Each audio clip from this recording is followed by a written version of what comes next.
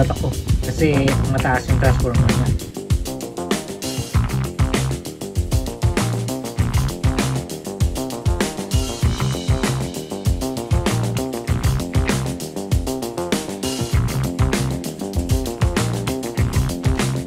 Welcome back again mga sir, this is Owex back again with another video. So sa video na to, another product review na naman tayo ng panibagong products ni Concert. Yung kanilang Concert Pro Audio Series na Dynacurve. This is the Dynacurve 12 and this is the Dynacurve, this is the 10-inch version.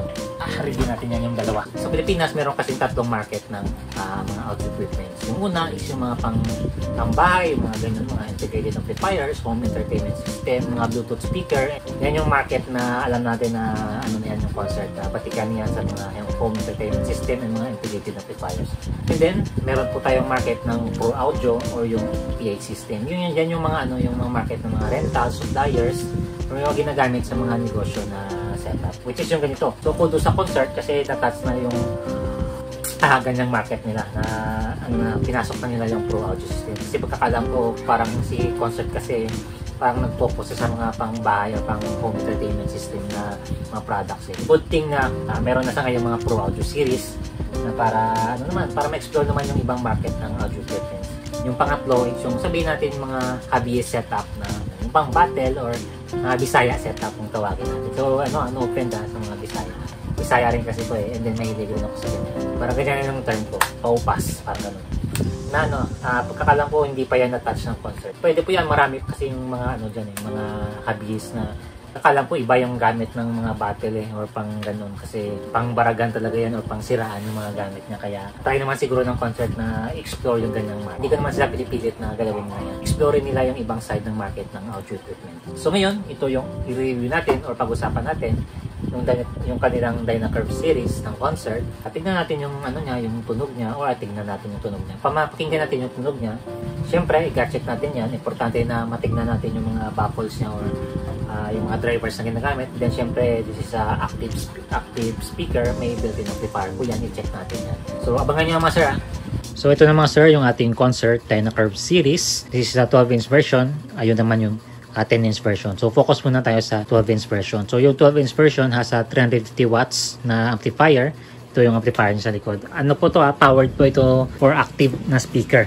Kaya hindi natin kailangan ng external amplifiers. Parang lumamig na yung kape ko Higo po na tayo. Sabi natin ito, baka this is a two-way setup or may tweeter or compression driver and then yung woofer natin. So, two-way setup po siya na may bass reflex. Ayan, yung port. So, made up po ito ng ABS plastic or plastic molded. Ayan. Ganda ng quality nyo. Parang matte finish po siya na plastic. Mas maganda sana kung nilagyan ng Concert ng mesh grill. Parang foam dito. Para kung in case na parang hindi mabasa or parang hindi masyadong visible yung mga drivers dito. Mas naganda kasi ako niyan sa kung may cover ito. Ito yung kanyang front grill is honeycomb grill, matibay. Ayan, so ayan naka-curve po ito kaya tinatawag sa Dynacurve. Ayan. Parang may kurbada. Ayan, kurbada. So ayan matibay na po ito. Kahit suntukin ko to. Aray, sakit. Matibay po yung nito. Ayan. Hindi mayupi. Yung sa ibang design kasi na kung straight, madaling mayupi. Ito, isang magandang design na siguro mahirapan ka magyupi. Kasi yung ibang problema sa grills sa mga kung nayuyupi kung masyadong straight. Ito, magandang design to kasi naka-curve siya. Talagang full force talaga yung mo para ma-bend mo yung front grill niya. So, honeycomb grill po yan. Then, syempre yung emblem. Yan, ito yung naganda ko ngayon sa may sarili na siyang emblem. So, meron po itong handle. Ayan. May handle po ito sa gilid and then sa itaas. So, punta tayo sa likod. Ayan. Ito yung likod niya. Yung ayaw ko lang is kung sa Pro Audio kasi parang hindi naman kailangan ng caster wheel para sa Susana. Pero naman to pwede mo naman magamit yung caster wheel. Para lang sa akin is ayaw ko ng look ng caster wheel. Yung parang trolley siya kasi. And then, syempre, pwede mo rin itong i-wedge or stage monitor kasi naka-bend naman or po ito, naka-slant. Ganda ng pagka-quality ng plastic niya. Although, test natin mamaya kung magano po siya. May possibility na mag-vibrate kasi alam natin na plastic molded is magba-vibrate po talaga yan. Parang nasasayang yung tunog ng yung speaker kasi pina-vibrate niya yung baffles niya. Sana hindi sana meron itong ng acoustic foam sa loob para hindi masyadong magba-vibrate yung katawan ng ating powered speaker. Ito yung kanilang amplifier panel. Pwede ka pa ditong mag-Bluetooth. Ayan, may selector po yan. Pinutin mo lang yung modes. Ayan, FM. Yun nga lang problema sa FM is kung nasa indoor ka is parang ang static lang or walang signal. Kaya I suggest na kung gagamit ka ng FM, punta ka sa labas or i-outdoor mo kasi para makahagap ka ng magandang signal. Ito lang yung problema kasi dito. Pero sa akin, hindi naman ako gumagamit talaga ng FM dito eh. So, ayan. Tingnan natin kung may nagsalita na Chinese Ayan. Ayan. Buti na lang hindi si Z Bluetooth device kasi automatic na Chippy-Pie na Bluetooth na module yung ginagamit. Buti na lang iba eh. Tone controls is treble and bass. Ayan, meron po siyang center notch. Ayan. May mga nagka-tick or parang may naghahawid na sa gitna. Ayan. Maganda to kasi para malaman natin yung 00 na tawag. Although parang flimsy lang yung niya, yung mga knobs niya. Ayan. Dapat hinay-hinay lang galaw ng knobs kasi masyadong magalaw or may malaki yung play niya or malala yung play niya. So, I suggest na improve naman nila yung mga knobs nila kasi. So, alam naman natin kasi sa mga high-end or sa mga top-notch na mga powered speaker or sa mga knobs nila is gaganda ng ng knobs nila. Or parang wala na talagang play. Ito, malaki yung play nyo. So, sa inputs, meron po tayong tatlo. Dalawang mic inputs at isang line in. So, sa mic inputs, pwede ka mag quarter inch or PL and then XLR. So, mas maganda sana kung kung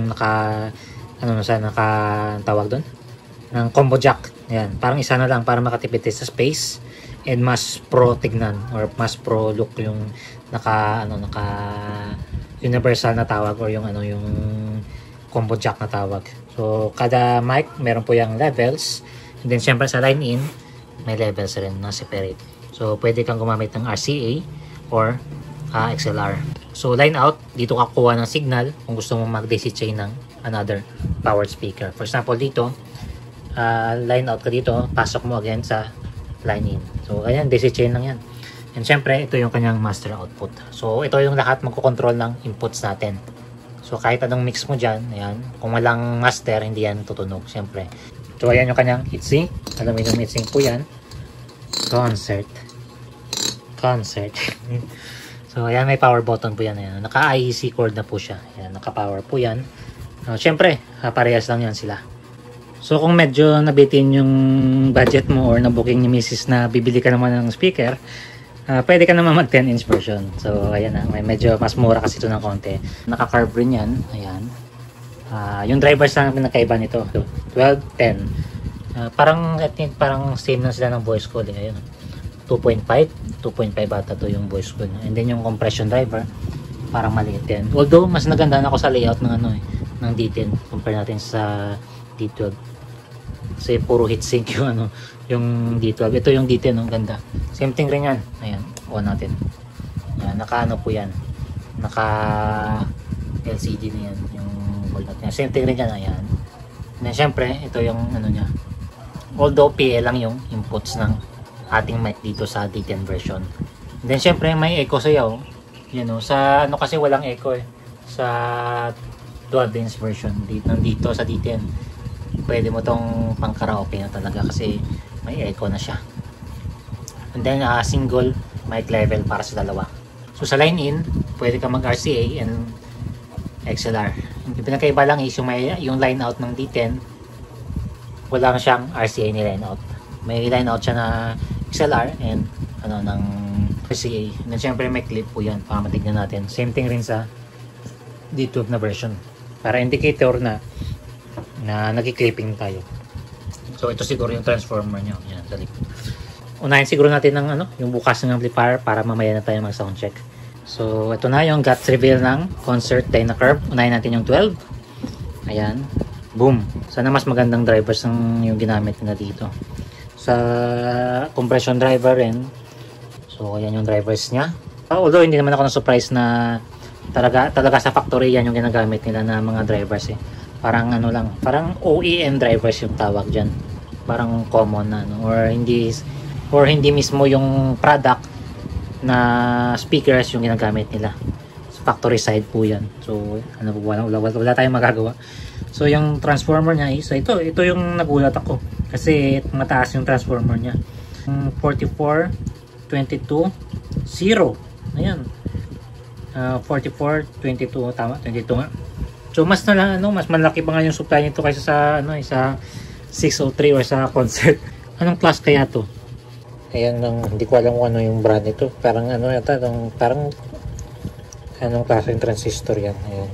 Isa, dalawa, tatlo, apat, lima, anim.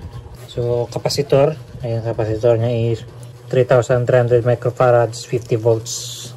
So, yung isang kapasitor is parang 3,300 microfarads rin ata.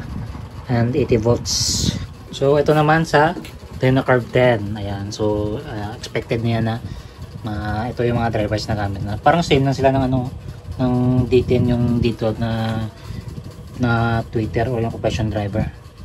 Ayan yung drivers niya. So power supply D10, ayan 24/0/24. So may 15 pa tayo sa ilalim. So dalawa 24 volts and then yung 15 volts. So ito lang yung gamit niya.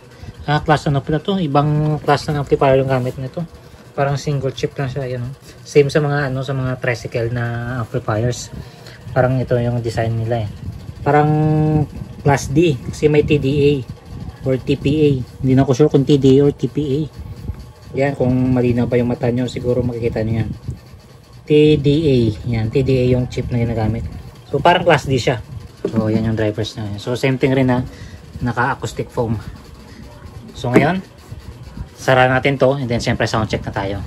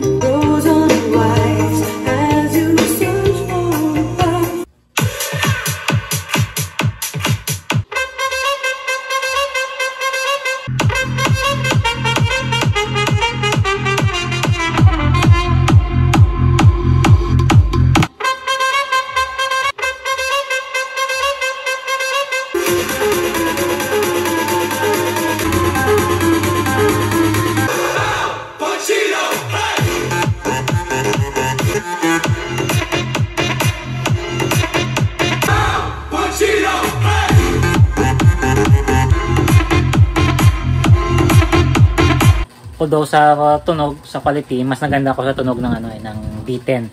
Mas yung vocals, and then parang nakakahabol yung drivers or yung compression driver. Dito kasi sabihin natin parang ang kapal ng mid. Medyo na bibitin or naiiwan yung highs niya sa dito. Pero sa D10, saktong-sakto talaga yung drivers ito. Parang na-balance siya yung tunog. Kaya mas naganda ko sa tunog ng D10. Although sa bayo, mas naganda na ako ng bayo nito kasi parang D15 na parang may bayo na sana maramdaman. Although yung D10 may bayo rin ng konti, pero ito yung mas maganda yung bayo nito. And then na-surprise ako sa lakas ito. Ang hirap ipaklip yung ganito yung klaseng amplifier kung bastante sa supply yung kuryente natin.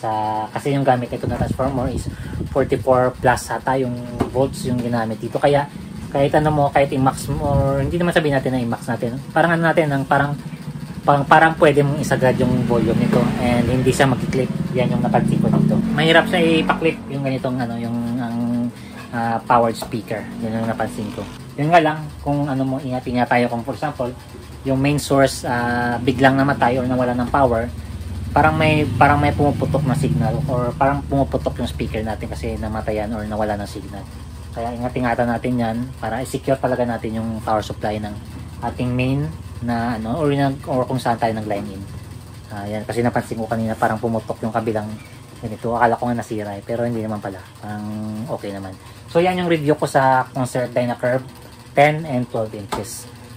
Siyempre meron po yan sa www.concert.com.ph and siyempre may voucher. May ano po yan, may discount po yan. May maglalagay rin ako dito ng ng promo code para sa mga bibili doon sa online. So available rin po ito sa lahat ng Concert authorized dealer. Again, thank you again sa mga sir sa panonood and see you in the next video.